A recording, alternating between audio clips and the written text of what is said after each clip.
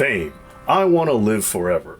Star power has come to mean something very different in today's day and age, and with so many people saying that WWE doesn't have true megastars like it used to anymore, I want to take the time to examine, is that really true? And more importantly, why that is.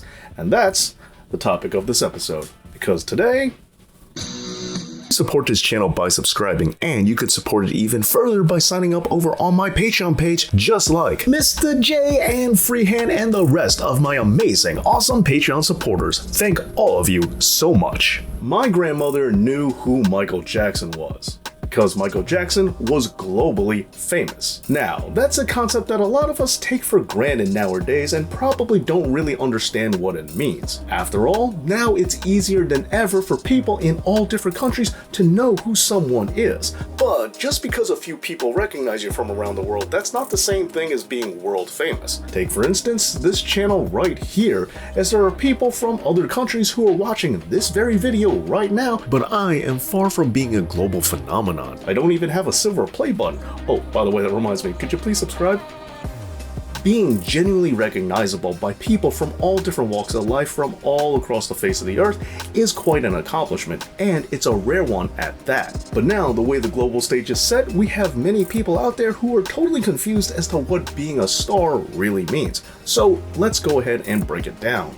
When we talk about people who are stars, we're talking about people who are exemplary at their craft, or people who are recognized all over for what they do. And by these definitions, there's actually a lot left to interpretation. However, for the professional wrestling business, if we're going to make this applicable, there is a practical use when we talk about star power. Because when promoters talk about stars, they're talking about people's ability to draw in fans, draw in audiences. And I think it's really important that we clarify that there is indeed a difference between actually famous and just wrestling famous. For instance, I'm pretty sure that most wrestling fans know Dolph Ziggler. However, that doesn't mean that non-wrestling fans have any idea who he is, or even Lapsed fans for that matter. And this is not a knock on his talent, this is not criticizing him in any way, shape, or form, and yes, I am aware that he's done projects outside of WWE, but again, only hardcore fans know that. And that right there is one of the first major reasons why the mere concept of star power has taken a major hit in recent years. It's because a lot of fans today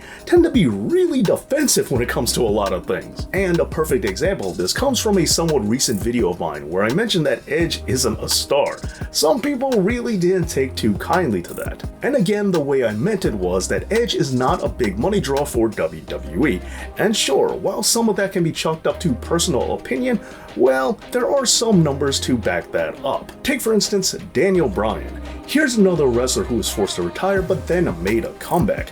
And just like Edge, he's also just wrestling famous and not actually famous. But when we start to examine these two wrestlers against each other, we'll notice that while a lot of fans profess that Edge is a major star, we'll see that Daniel Bryan is actually the one that comes out on top. Okay, so let's go back to Monday Night Raw on January 27th, 2020, because this is when the Rated R superstar made his return to Monday nights. Now fine, he really made his return at the Royal Rumble the night before, however that was a surprise and it was on pay-per-view, where this appearance on Raw was heavily advertised and it was promoted throughout the show. And with that episode only drew a little over 2.5 million viewers. However, if we go even further back to an episode of SmackDown that took place on March 21st, 2018, we'll see that that's the episode where Daniel Bryan announced that he was medically cleared and able to return to the ring. And just like Edge, this was not his official return to television as he was already on the show as a general manager. And just like Edge's return at the Royal Rumble, this announcement too was also a surprise. But without being advertised, this episode of SmackDown, which was the B show at the time, drew in an average of over 2.88 million viewers. And if that's still not enough for you, then let's go back to WrestleMania 2021, which was the first WrestleMania to finally have fans back in attendance again. And initially, the headlining main event for that show was supposed to be a spear versus spear battle, Roman Reigns versus Edge, who had just won the Royal Rumble that year. However, the ticket sales for this event were not going all that well, and so, in response, WWE decided to turn the match into a triple threat, adding Daniel Bryan to the mix in order to try and boost sales. And wouldn't you know, this strategy worked, which once again shows that the planet's champion does have something over that of the alleged Rated R superstar. Now look, I know some of you out there are already making excuses in the comments as to why this might have happened, but I just gave you two solid examples with hard numbers that demonstrates if Daniel Bryan is just a little bit more of a draw than Edge. And while this isn't saying that Edge has no drawing ability whatsoever, as he definitely has some, it's just trying to put his actual abilities in context. However, in this particular case, you could make one counter argument that does deserve examination. And it's simply that if Daniel Bryan is such a big draw, then how come Bryan Danielson on AEW Dynamite doesn't outdraw Monday Night Raw with Edge? And to that I say, remember, both of these guys are just wrestling famous, they're not outside famous, and as such, they're just cogs in a machine. And today, it's really that machine that does the bulk of the work, and this is the other reason why star power really doesn't mean what it used to. Enter branding. Just like with Coca-Cola or Band-Aid, certain brand names have become so synonymous with their respective products that their name has become a synonym for the product itself. And just like these other eponyms, the WWE is that for professional wrestling. And as much as the IWC likes to make it seem like it's an even keel debate between WWE and AEW, don't get it twisted. When it comes to Google searches and overall company awareness, it's not even close. WWE is by far and away the more recognized brand. And so, when it comes to looking at the ratings for both Dynamite and Raw, well, WWE is working off a much bigger platform, meaning that someone can move the needle even if they don't win the war. Since now, the game is really about branding more than it is about superstars, which was a major blow to the concept of star power, and believe it or not, this was done by design. Going back to when Hulk Hogan and Randy Savage joined WCW, Vince McMahon went on a smear campaign, really trying to disparage both men, and after The Rock left WWE high and dry, choosing Hollywood instead of wrestling, after both Mick Foley and Stone Cold Steve Austin retired, it left the company rather vulnerable and needing to rebuild to reclaim what they once had. This was compounded even further by the fact that The Rock's popularity in the movies was due in no small part to the exposure he got in WWE. As a result, and over the years, WWE realized just how fleeting star power really is, because no matter what and no matter who they are, nobody can be a wrestler forever. And so the solution as they saw it was to make WWE bigger than any one individual ever could be, because no matter what, the company moves on. It's pretty much what CM Punk said about being a spoke on the wheel. WWE now sells tickets and gains notoriety and makes money simply off of being WWE alone. While individuals still do play an important factor and some have different results than others, WWE has gone out of their way to make sure that the brand of World Wrestling Entertainment has more value than any one talent ever could. More than Hulk Hogan, more than The Rock, and even more than Vince McMahon himself. I mean, just think about it. Even shows like WrestleMania sell tickets just for being WrestleMania before you have any idea who's on the card. And while this does make sense from a business perspective, it's really done a lot to take away the idea of a megastar in professional wrestling. But now that we've talked about The Rock and Hollywood, this would be a good time to mention that it's not just the world of professional wrestling that has seen diminishing returns when it comes to star power, because it's also affected the movies as well. Long gone are the days where people would go to see a motion picture simply based off of who the lead actor was. Today, people care way more about storylines and pre-existing franchises than they do individual performers. And along with that, the internet itself has taken away a lot of the gravitas of what star power really means. For example, I know who Timothée Chalamet is. I don't know why I know who he is. I've never seen Dune, I've never seen anything with him in it, except of course for Interstellar, but I didn't know that was him at the time I saw it, but I do now. Furthermore, why do I know that? And why do I know that he was in Dune, or why do I know his name?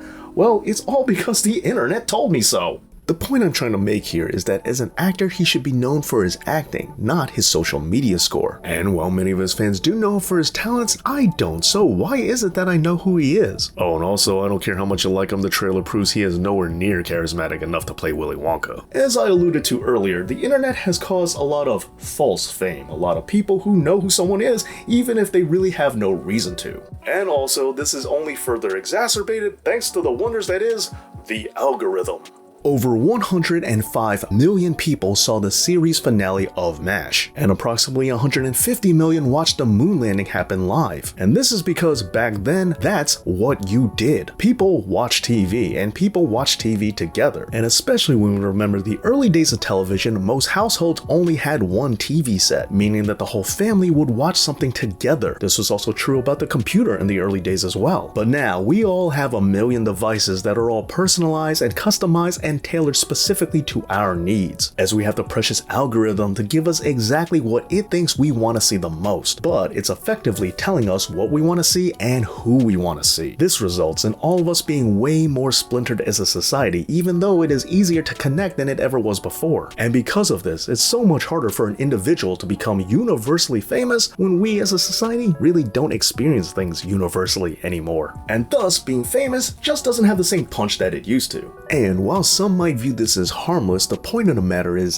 that this false fame doesn't translate to big money the way a lot of people think that it does. For example, while Logan Paul might have millions of subscribers and is doing very well on his YouTube channel, when it comes to WWE's YouTube page, you'll see that Logan Paul is being outdrawn by actual wrestlers. Thus, his stardom really doesn't have the practical value that it should for WWE. And so, while once upon a time, being globally famous and being famous outside that of just hardcore fans meant you were going to draw in big money, today's internet fame doesn't hold the same promise, making us long for the good old days when WWE would turn their wrestlers into the celebrities instead of trying to turn celebrities into wrestlers. Although, there are some people out there who say the reason why there are no stars in wrestling anymore is because today's talents, as talented as they may be, aren't quite on the same level as the megastars of yesterday. And maybe, just maybe, that's actually true. Now look, I'm not trying to talk bad about anybody in the industry right now. I'm simply trying to say that wrestlers of The Rock's caliber